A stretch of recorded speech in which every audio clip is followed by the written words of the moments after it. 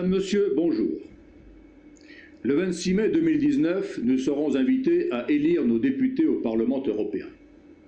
Même si l'utilité d'une telle élection n'est pas évidente pour tout le monde, il ne faut pas la négliger. Il ne faut pas négliger cette chance que nous avons de dire que nous voulons un changement radical, tout simplement parce que les temps qui viennent font peser de lourdes menaces sur l'existence même de la civilisation européenne. L'Union européenne, telle qu'elle est construite depuis 1992, est vouée à l'échec. Tôt ou tard, elle s'écroulera, tout simplement parce qu'elle ne respecte pas la liberté et la volonté des peuples, et parce qu'elle détruit par pans entiers leur civilisation commune, dont je rappelle qu'elle s'abreuve à un même grand fleuve civilisateur qui nous vient à la fois de la Rome et de la Grèce antique, des Hébreux et surtout du christianisme. Cette Union européenne s'écroulera parce que, peu à peu, en contradiction avec les fondamentaux de sa civilisation, elle asservit l'homme et les nations au dieu argent. Il ne faut pas en conclure que l'unité de l'Europe n'est pas nécessaire.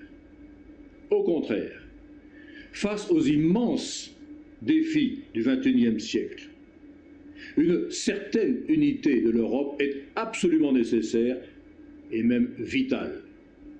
Aucun pays européen ne peut affronter seul ces risques gigantesques que sont une possible guerre mondiale, une possible guerre ethnico-religieuse sur le sol européen, une possible invasion de peuples extra-européens miséreux, attirés par ce leurre d'une richesse apparemment fabuleuse, de peuples européens qui, eux, sont en voie de régression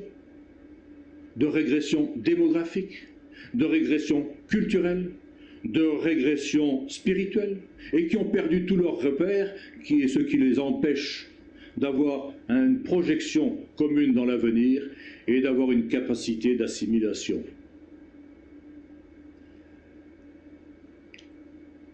Si elle ne relève pas victorieusement ces défis gigantesques, je le redis, l'Europe peut avoir disparu en tant que civilisation avant la fin de ce siècle.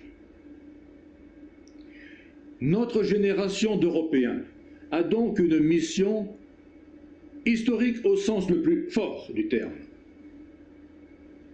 Tous les élus, chaque citoyen de toutes les nations qui participent de la civilisation européenne ont cette mission: sauver la civilisation européenne de la disparition. Et il y a urgence. Un jour, peut-être demain, il sera trop tard. Et nous n'aurons plus alors que nos yeux pour pleurer comme des enfants gâtés ce que nous n'aurons pas su défendre en adultes responsables. Pour relever ces immenses défis, il faut d'abord et très vite arrêter le processus de destruction et mettre en œuvre, au contraire, un processus de re-civilisation de l'Europe. Ce processus qui sera au service de tous les Européens d'abord et de l'humanité entière ensuite, parce que, je le redis, l'Europe est porteuse de la civilisation la plus humaine que la Terre ait jamais portée. Mais pour réussir, il faudra respecter certains de nos fondamentaux de civilisation, notamment des fondamentaux politiques, des fondamentaux culturels, des fondamentaux spirituels. Je ne donnerai que 3 exemples. Il faut que la politique redevienne ce qu'elle aurait toujours dû être, un service. La politique consiste à servir le bien commun et à servir le développement de chaque être humain.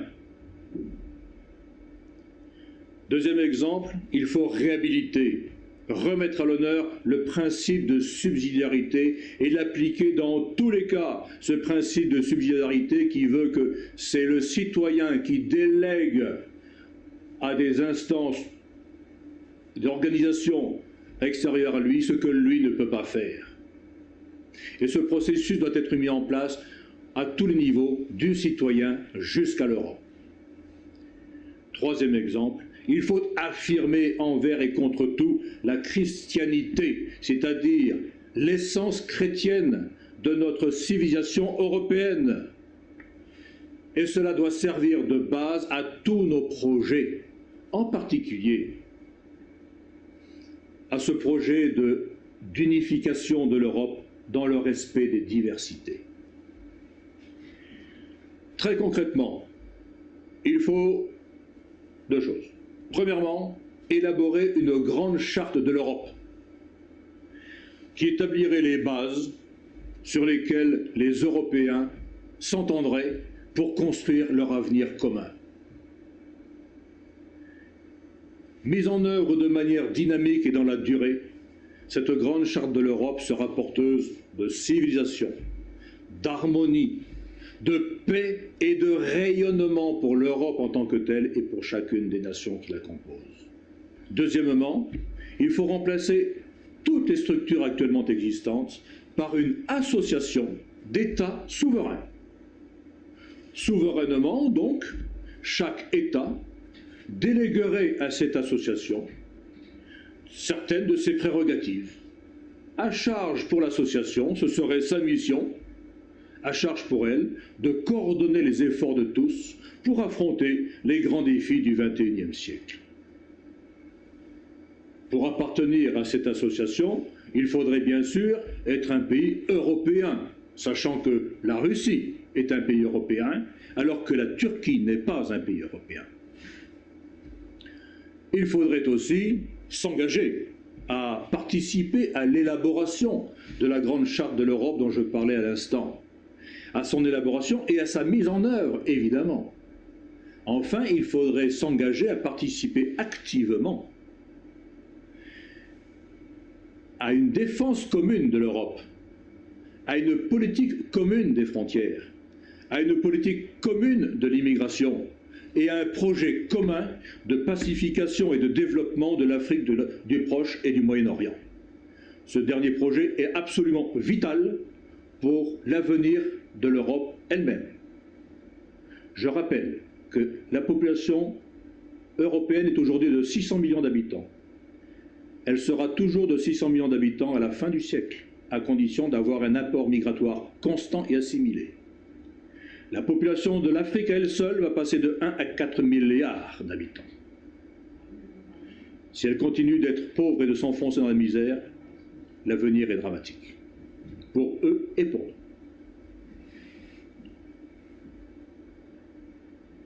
Madame, Monsieur, je présenterai une liste aux élections européennes sur cette vision d'avenir de l'Europe que je viens de brosser très rapidement devant vous. Évidemment, pendant la campagne, j'aborderai d'autres thèmes. Il m'est souvent proposé de rejoindre telle ou telle liste, de me dire que je suis un facteur de division. Je ne rejoindrai aucune liste, parce qu'elles procèdent toutes de partis politiques qui n'ont d'autre but que d'obtenir des mandats. Elles procèdent toutes de ce que De Gaulle appelait le système désastreux des partis. Or, ce système désastreux des partis, c'est lui qui nous a conduits dans la situation calamiteuse dans laquelle se trouvent aujourd'hui la France et l'Europe. De plus, ce système des partis est en voie de perdition. Quand on est sain d'esprit, on n'embarque pas sur un bateau qui coule. En revanche, je m'adresse à vous pour que vous preniez bien la mesure de ce que nous faisons. Nous ne sommes pas un parti politique. Nous ne courons pas après des mandats politiques. Nous ne cherchons pas à nous engraisser, très concrètement. Nous avons un projet pour l'Europe dont nous savons qu'elle est en voie de perdition, comme la France. Notre projet, c'est rebâtir l'Europe avec les nations. Et cela transcende radicalement tous les partis politiques. Alors, quelle que soit votre sensibilité politicienne, si vous êtes amoureux de la France et de la civilisation européenne, vous avez votre place avec nous. Rejoignez-nous. Néanmoins, nous ne pourrons pas participer aux élections si nous ne rassemblons pas la somme de 1,3 million d'euros Cette somme minimum est nécessaire pour confectionner et mettre en place 94 millions de bulletins de vote, 47 millions d'exemplaires de la profession de foi, 160 000 affiches à coller près des bureaux de vote. Nous ne disposons pas du dixième de cette somme. Je m'adresse donc à vous pour que vous nous aidiez à la rassembler. Si, le 1er février 2019, nous n'en disposons pas, eh bien il n'y aura pas de liste Rebâtir l'Europe avec les nations aux élections européennes. Madame, Monsieur, pour terminer, je voudrais rappeler que nous ne sommes pas un parti politique. Nous ne briguons pas d'abord des mandats. Les élections ne sont pour nous qu'un moyen de promouvoir une véritable vision et un véritable projet pour la France et pour l'Europe. Et je suis persuadé que de très nombreux Français, au-delà de leur choix partisan momentané, au moment des élections, de très nombreux Français se reconnaissent dans cette démarche qui vient du fin fond de notre civilisation et de notre histoire. Et l'avenir de l'Europe et l'avenir de la France dépendent de telles démarches. Aujourd'hui donc, si vous voulez vraiment donner un avenir à la France et à l'Europe, rejoignez-nous. Merci.